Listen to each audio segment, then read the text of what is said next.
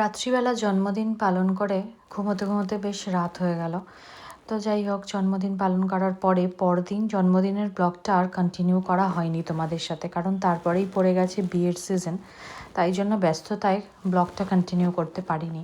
তো যাই হোক, সকালবেলা উঠে স্নান সেরে আগেই পুজোটা সেরে নিয়েছিলাম, কারণ জন্মদিনের দিন ভালো করে পুজো দেব আরও, সেটা তো খুব স্বাভাবিক মধ্যেই পড়ে। পুজো তো রোজই করি, তাও জন্মদিনের দিন পুজোটাও স্পেশাল থাকে। যাই হোক, আর সেই দিনকে আমার মেয়ে আমার জন্য আয়োজন করে সবটা নিজে হাতে সাজিয়েছিল।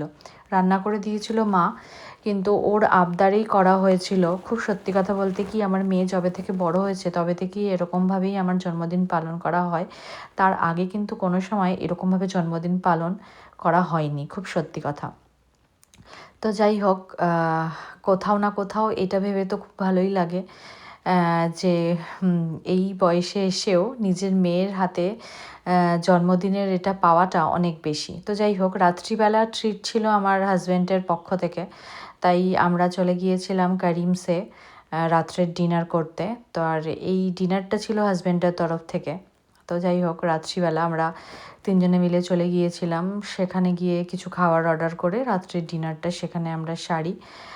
আর সেই মুহূর্তগুলোই তোমাদের সবার সাথে শেয়ার করেছি। তো জন্মদিনটা আমার সাধারণত ভালোই কাটে যবে থেকে আমার মেয়ে বড় হয়েছে। হ্যাঁ, আগেও ভালো কেটেছে, তবে হ্যাঁ, এখন তো বেশি স্পেশাল, কারণ সব কিছু প্ল্যানিংগুলো মেয়েই করে থাকে। যাই হোক, আমি ওর জন্য প্ল্যানিং করে থাকি, ওর বাবার জন্যও করে থাকি, আর আমার মেয়ে করে থাকে আমার জন্য প্লাস ওর বাবার জন্য। যাই হোক, এটা অনেক বড় পাওনা ছেলে মেয়ে বড় হলে।